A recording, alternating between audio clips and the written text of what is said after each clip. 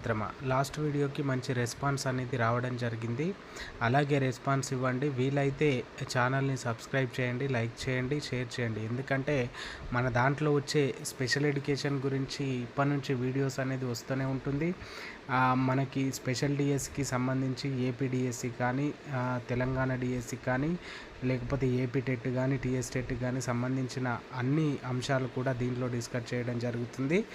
ముఖ్యంగా ఈ special DSC గురించి మనకి ఇప్పటి నుంచి ఈ డిజబిలిటీస్ ఏవైతే ఉన్నాయో, ఇంటలెక్చువల్ డిజబిలిటీ కానీ, ఆటిజం కానీ, విజువల్ ఇంపైర్మెంట్ కానీ, హియరింగ్ ఇంపైర్మెంట్ కానీ, లర్నింగ్ డిజబిలిటీ కానీ, సెర్బల్ పాలసీ కానీ, మల్టిపుల్ డిజబిలిటీ కానీ, వీటన్నిటి గురించి రెగ్యులర్గా వీడియోస్ అనేది రావడం జరుగుతుంది. కనుక మీరందరూ సబ్స్క్రైబ్ చేసినట్లయితే మీకు ఎప్పటికప్పుడు లేటెస్ట్గా మీకు అప్డేట్స్ అనేది రావడం జరుగుతుంది.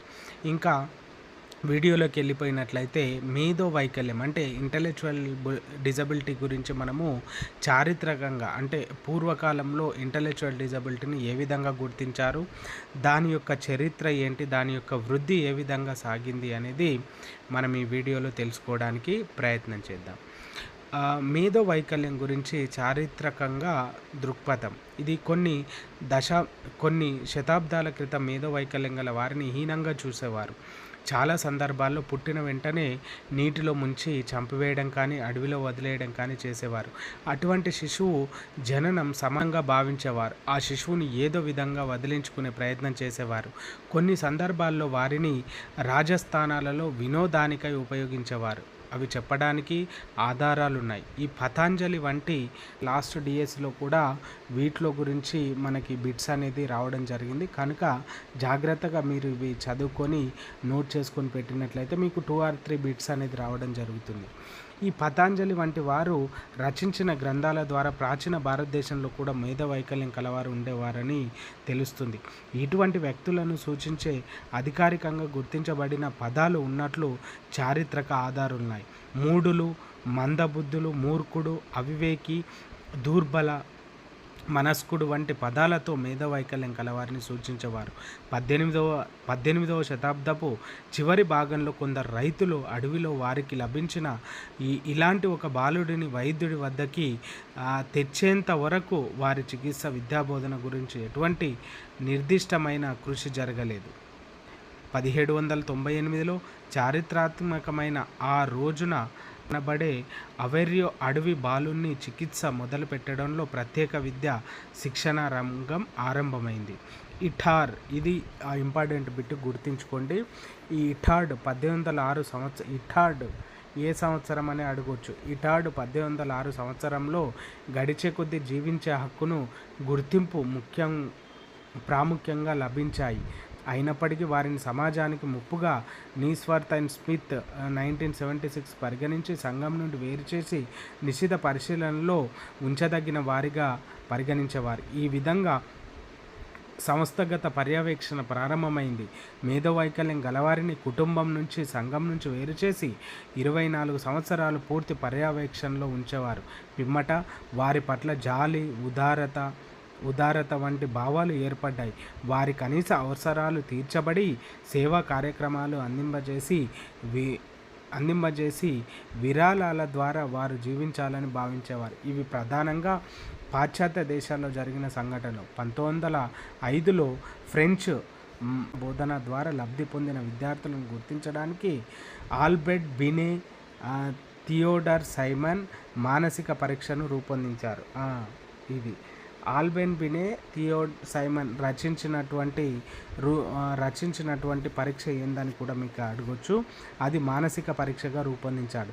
సామాజిక భద్రతా చట్టం 1935, సోషల్ సెక్యూరిటీ యాక్ట్ ప్రత్యేక అవసరాలు గల వారికి ఎంతో తోడ్పడింది. 1950లో national association for mental retardation children ఏర్పడి మేధో వైకల్యం గల పిల్లల తల్లిదండ్రులచే నడపబడింది. ఇది కూడా అడుగుతారు. National association for mental retardation children ఎప్పుడు ఏర్పడింది, తల్లిదండ్రులచే నడిపించబడేటువంటి అసోసియేషన్ ఎప్పుడు ఏర్పడింది అని కూడా చెప్పొచ్చు. అది 1950. 1975లో యాక్ట్ PL 94-142 వికలాంగ బాలకుల మేధో వైకల్యం గల బాలలందరికీ విద్యను అందించే ప్రయత్నం జరిగింది. 1990లో వైకల్యం గల వ్యక్తుల విద్యా చట్టం రూపొందించబడింది. ఈ చట్టాల సారాంశం అన్నిటి యొక్క చట్టాల యొక్క సారాంశం అనేది అతి తక్కువ ఆంక్షలు గల స్వేచ్ఛపూరిత వాతావరణం, వివక్షరహిత మూల్యాంకనం, విద్యార్థుల వాళ్ళ తల్లిదండ్రుల హక్కులను పరిరక్షించే విధానంగా ఏర్పడేలా జాగ్రత్త తీసుకొనబడింది. ప్రతి బాలుడు బాలికకు తగిన వ్యక్తిగత విద్యాబోధన కార్యక్రమము అందజేయాలని చెప్పింది. ఇది మనకి ఉన్నటువంటి పూర్వకాలంలో ఏ విధంగా జరిగిందనేది ఇదొకటి. నెక్స్ట్ మనం చూసినట్లయితే మానసిక బుద్ధి మాంద్యుల ప్రత్యేక విద్య చారిత్ర అనేది మనం ఇప్పుడు చూద్దాం. పీనల్ గారి కృషి ఫలితంగాను, ఫ్రెంచ్ విప్లవ ఫలితంగాను మానసిక వికలాంగుల పట్ల ప్రజల ఆలోచన రీతిని చెప్పుకోదగిన మార్పులు సంభవించాయి. డాక్టర్ ఇటార్డ్ అనే ఫ్రెంచ్ వైద్యుడు అప్పటి వరకు అడవిలో మృగం వలె జీవించిన 11 సంవత్సరాల బాలునికి విద్య గరపడంలో మానసిక వికలాంగుల విద్య ప్రారంభమైందని చెప్పవచ్చు. మానసిక వికలాంగుల ప్రజ్ఞాలబ్ధిని బట్టి విభజించడానికి వీలుగా వీరు ప్రజ్ఞాని మాపనం చేయడానికి దోహదపడే సెగ్విన్ ఫారం బోర్డును ఎడ్వర్డ్ సెగ్విన్ కనుగొన్నాడు. ఈ ప్రజ్ఞాలబ్ధి ఆధారంగా మానసిక వికలాంగుల వైకల్య తీవ్రతను నిర్ధారించడానికి వీలవుతుంది. సెగ్విన్ 1866వ సంవత్సరంలో idiocy and its treatment by the physiological method అనే పుస్తకాన్ని రచించాడు. మానసిక వికలాంగులకు వైయక్తిక బోధనలు ఇవ్వడంలోనూ, ఉపాధ్యాయ విద్యార్థుల మధ్య సన్నిహిత సంబంధాన్ని ఏర్పరచుకోవడంలోనూ, సంపూర్ణ విద్యను అందించడంలోనూ అనేక మెలకువలను ఈ పుస్తకంలో విపులంగా చర్చించాడు. ఇవి నేటికి ఆచరణలో ఉన్నాయి. ఇటలీలో మరియా మాంటిసోరీ వీరి విద్యా విధానంలో విప్లవాత్మకమైన మార్పులు తీసుకొని రాగలిగారు. సెగ్విన్ ప్రతిపాదించిన ఎన్నో అంశాలను మాంటిసోరీ కూడా ప్రతిపాదించారు. 1848లో మసాచుసెట్స్లో మానసిక వికలాంగుల కోసం ప్రత్యేక ఆశ్రమ పాఠశాలను స్థాపించారు. 1917 కల్లా అమెరికాలో 4 రాష్ట్రాల మినహా అన్ని రాష్ట్రాల్లో వీరి విద్యా పునరావాసానికి తగిన చర్యలు చేపట్టడం జరిగింది. 20వ శతాబ్దం ప్రారంభంలో డెక్రోలీ అనే బెల్జియం దేశస్థుడు మానసిక వైకల్యం గల పిల్లల కోసం పాఠ్య ప్రణాళికను రూపొందించి ఐరోపాలో అనేక పాఠశాలలను స్థాపించాడు. ప్రజ్ఞను మాపనం చేయడంలో బినెట్ గారి కృషిని మరువలేం.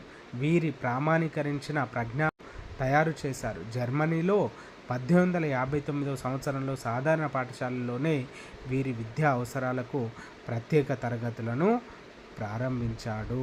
మొత్తంలో కూడా మనం చూడడం జరిగింది. ఇప్పుడు మన భారతదేశంలోని మేధో వైకల్యం చరిత్ర గురించి ఇప్పుడు చూద్దాం. భారతదేశ చరిత్రను పరిశీలిస్తే బుద్ధిమాంద్యం గలవారు సమాజంలో భాగంగా ఉండేవారని, అది ఈనాటికి కొనసాగుతుందని తెలుస్తుంది. మన దేశంలో వారి కుటుంబాలు వారి రక్షణ బాధ్యతలు తీసుకుంటున్నాయి. రామాయణ కాలంలోనే ఇంచుమించు క్రీస్తుపూర్వం 500 సంవత్సరంలో మేధో వైకల్యం గురించి ప్రస్తావన ఉంది.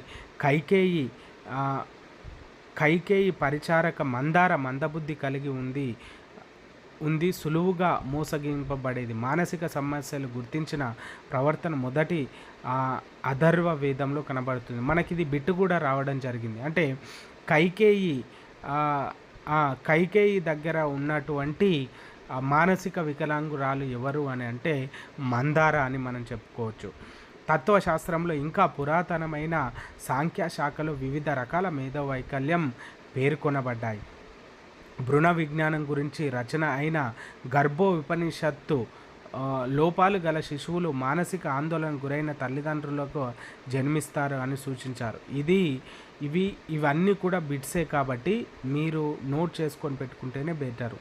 వివిధ రకాల విచిత్ర ప్రవర్తన నిర్ధారించినప్పుడు కష్టమే, కానీ క్రీస్తుపూర్వం 500 సంవత్సరానికి చెందిన ఒక ఉపనిషత్తులోని ఒక పొడుపు కథలో తెలిపిన పిల్ల చేష్టల మనస్సు మేధో వైకల్యానికి ఉదాహరణగా కనపడుతుంది. ప్రాచీన భారత సాహిత్యాన్ని నిశితంగా అధ్యయనం చేసే మేధో వైకల్యం గల వ్యక్తుల గురించి ప్రస్తావనలు ఉన్నాయని తెలుస్తుంది. పతాంజలి రచనలో బుద్ధిమాంద్యం గల గౌడ పదగ అనే విద్యార్థికి పతాంజలి బోధించడం గురించి మనం చదవచ్చు. పతాంజలి యోగా సూత్రాలు యోగాను ఒక చికిత్స విధానంగా పరిగణిస్తారు.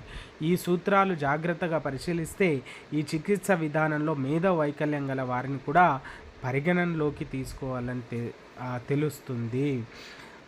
ఇది కూడా ఇంపార్టెంట్ బిట్టే. మీరు ఒకసారి చూసినట్లయితే శక్తి అనే రాజుగారికి గల మసుశక్తి, ఉగ్రశక్తి, అనేక శక్తి అనే ముగ్గురు కుమారులు మహామూర్ఖులు, పరమ మూఢులు.